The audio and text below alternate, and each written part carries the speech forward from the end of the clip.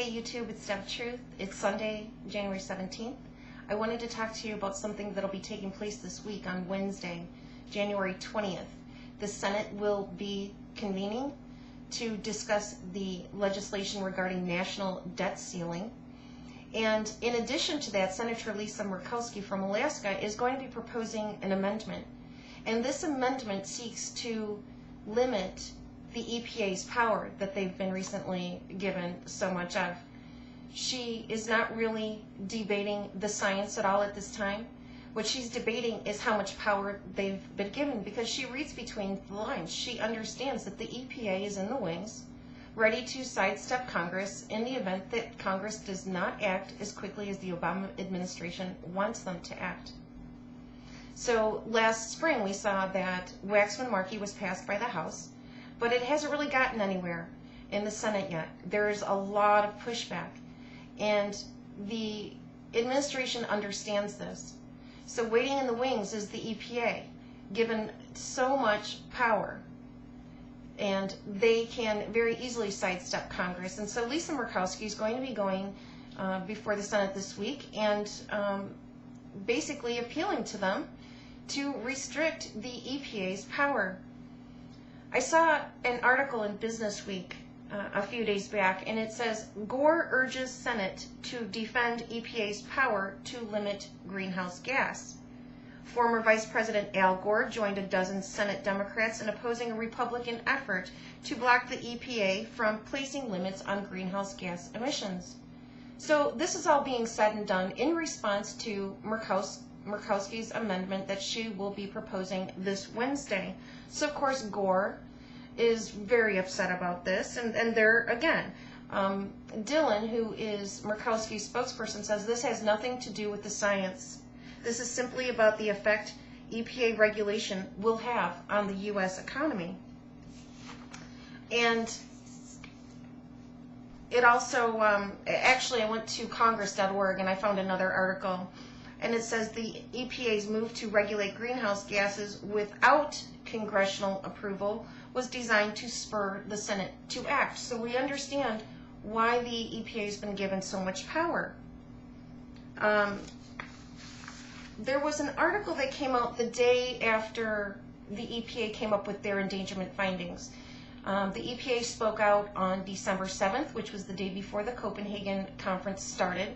On December 8th, the Washington Post put out an article saying, EPA is preparing to regulate emissions in Congress's stead. The Obama administration moved closer Monday to issuing regulations on greenhouse gases, a step that would enable it to limit emissions across the economy even if Congress does not pass climate legislation. They were trying to speak something very loud and clear when the EPA so timely made that announcement the day before Copenhagen started. They want everybody to know from a global level that the United States is serious about this. But in the event that Congress doesn't pass this, they're giving the EPA an incredible amount of power. John Kerry steps in and he basically says in this article, the message to Congress is crystal clear. Get moving. So Congress isn't really acting as quickly as the administration wants them to act. In the event that it's stalled, then they've got the EPA waiting in the wings. And Murkowski's trying to put a big hold on this. She's trying to limit the EPA's power.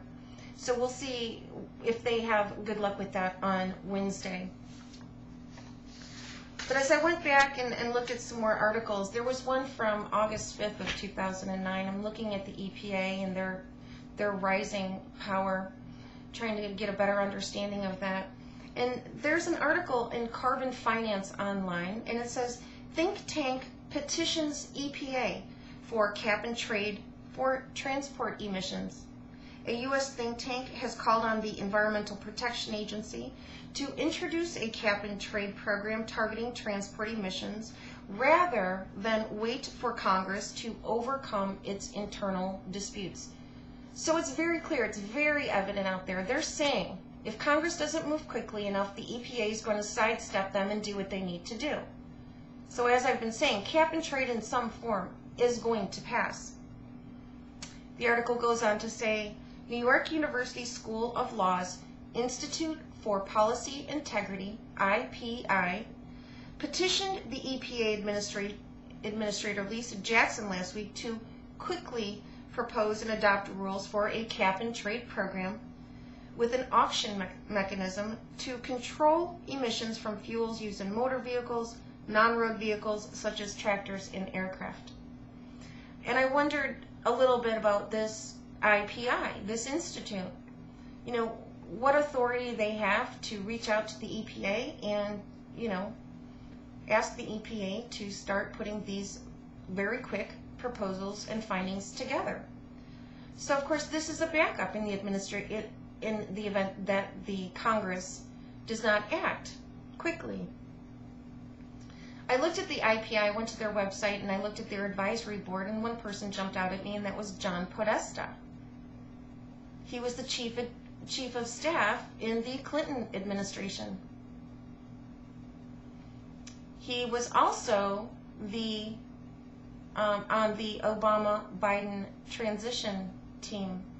So very, very tied in to both of these administrations. Not only that, when I looked at Muckety, John Podesta is highly involved with the Apollo Alliance, which is an environmental and a very grassroots action group, as well as the Center for American Progress. Now, both of these groups are heavily funded and supported by George Soros. They want to see climate change legislation quickly. They are pushing for it. So John Podesta's involvement in IPI. IPI is this New York Law School's this policy institute. They reach out to the EPA and have the EPA start putting together a proposal with all of their findings so that they'll be ready in the wings in the event that the Senate isn't moving quickly enough on passing cap and trade legislation. So I find that very interesting. This will somehow either pass legislation or the EPA will sidestep it, and, you know, soon enough, mandatory carbon offsets will be traded. It will be mandatory, I should say, for companies to trade these offsets, buy and sell these offsets. And I also read the other day on the internet, the Chicago Mercantile Exchange is opening what's called the Green Holdings Exchange. It's been funded by several bankers. I haven't figured out who those bankers are yet, but the Merc will be opening up this exchange, and we already have the Chicago Climate Exchange. Looks like Chicago's going to be the center for this activity, but they will be trading very soon. So somehow, some way, this will pass. This will go through. I don't think the Merc would be announcing this new Green Holdings Exchange if something weren't going to happen. In my next video that I'll probably do on Tuesday, I'll talk to you a little bit about a document that I found dated December 16th. It was a quarterly report or an annual report that was submitted by BlackRock and their energy group. They discuss a little bit about the EPA and why they feel so confident now that things will be moving forward for them. So please leave me any comments, or if you have any information that would be great, go ahead and post it. I'd appreciate it. Thanks.